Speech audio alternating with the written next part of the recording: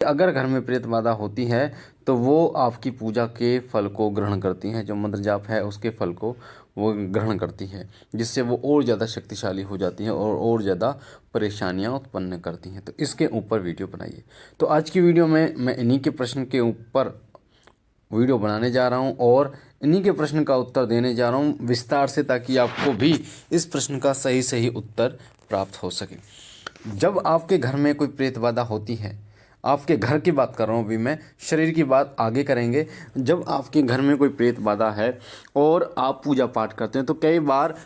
वो प्रेत बाधा आपके शरीर के अंदर प्रवेश कर आपको पूजा पाठ से भटकाने की कोशिश करती है।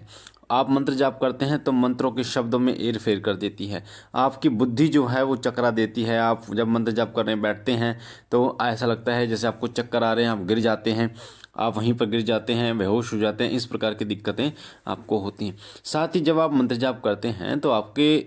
परिवार में, आपके घर में जो नकारात्मक शक्ति होती है वो कमज़ोर पड़नी शुरू हो जाती है। उसकी जो शक्ति होती है वो क्षीण होनी शुरू हो जाती है, यानी उसका जो बल है वो धीरे धीरे खत्म होना शुरू हो जाता है जब आप मंत्र जाप करते हैं। मैं मंत्र जाप की बात कर रहा हूँ, पूजा की बात नहीं कर रहा, मैं मंत्र जाप की बात कर रहा हूँ अभी, ठीक है। और साथ ही जब आप पूजा करते हैं तो पूजा करने में क्या होता है, अगर आपने कोई थान बना रखा है तो वो उस स्थान पर बैठकर उस पूजा के फल को ग्रहण करती है। जैसे आपके पितरों को कोई थान है, थान कहने का मतलब होता है जैसे दो ईंटें लगा देते हैं, स्थान बना देते हैं, पितरों का स्थान बना देते हैं, तो कई बार जब वो शक्ति पितरों के स्थान पर बैठकर उस भोग को ग्रहण करती है। अब बात करते हैं जब आप मंत्र जाप करते हैं, यानी कि आप मंत्र जाप कर रहे हैं। पहली बात तो मैंने आपको बता दिया, वो शक्ति हर संभव प्रयास करती है कि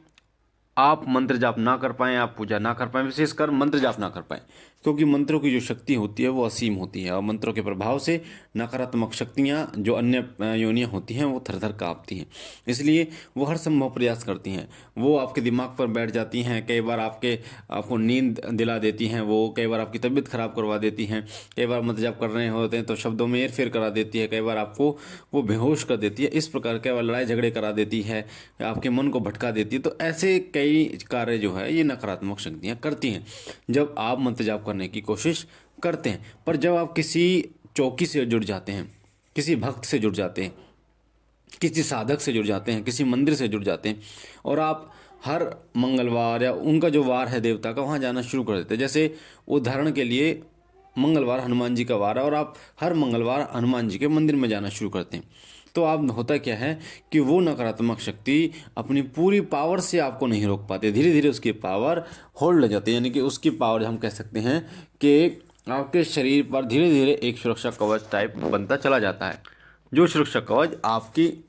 रक्षा करता है, पर वो इतनी रक्षा नहीं करता कि वो पूरी तरीके से आपकी रक्षा कर पाए, क्योंकि जितना आप मंदिर जाते हैं धीरे धीरे वो सुरक्षा कवच बनता है। जैसे मान लीजिए उदाहरण के लिए मैं आपको बता दूं, शीशा होता है। अब घर के दरवाजे पर अगर शीशा लगा हुआ है तो कोई भी उसको तोड़कर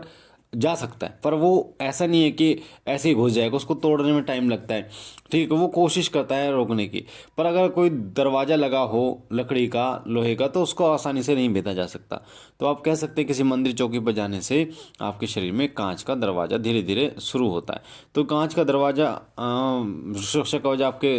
उसमें बनना शुरू होता है, जिससे आपके शरीर में जो नकारात्मक शक्ति है वो उतना नुकसान नहीं कर पाती जितना वो करना चाहती है। और जब आप मंत्र जाप करना शुरू करते हैं, ठीक है, तो धीरे धीरे एक ऐसा समय आता है जब मंत्र जाप पर उसकी कोई भी शक्ति कार्य नहीं करती, नकारात्मक शक्ति की, क्योंकि आप मंत्र जाप पे इतने आगे बढ़ चुके होते हैं। और मंत्र जाप करते करते आप उस सीमा पर पहुंच जाते हैं जिससे वो नकारात्मक शक्ति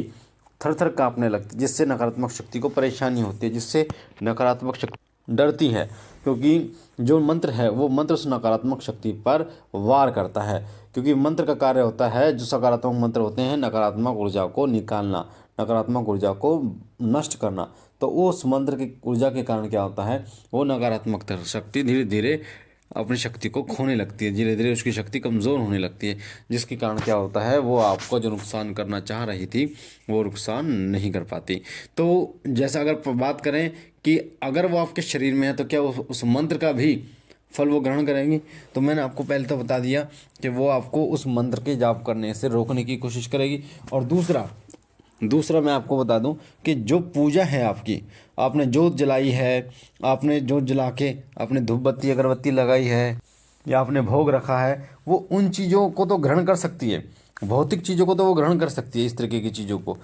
पर आपके आध्यात्मिक चीज़ को, आध्यात्मिक शक्ति को ग्रहण नहीं कर सकती। उदाहरण के लिए जैसे कोई किताबें तो आपकी चुरा सकता है, पर आपके ज्ञान को कोई नहीं चुरा सकता। उसी प्रकार से जो पूजा मंत्र जाप होता है वो चुरा ही नहीं सकती। और एक बात और मैं बता दूं, कई बार ऐसा भी होता है कि मंत्र में जो गड़बड़ करते हैं ताकि बोलने में आप सही मंत्र जाप ना कर सकें और वो ऊर्जा आपको प्राप्त ना हो, तो आपको आगे ओम मंत्र के और पीछे ओम लगाना चाहिए, ताकि जो नकारात्मक ऊर्जा है वो आपका किसी प्रकार से नुकसान ना पहुंचा पाए, आपके मंत्र के शब्दों में हेरफेर ना कर पाए और मंत्र की ऊर्जा आप तक पहुंचे, मंत्र का फल आपको प्राप्त हो। तो मुझे आशा है ये छोटी सी जानकारी आपको पसंद आई होगी। पहली बार चैनल पे हैं शिव कृपा परिवार पर तो वीडियो को लाइक कीजिए, शेयर कीजिए, कमेंट में ओम नमः शिवाय जरूर लिखिए। साथ ही चैनल को सब्सक्राइब कीजिए, वीडियो के नीचे जो लाल कलर का बटन है बेल आइकन को दबाइए,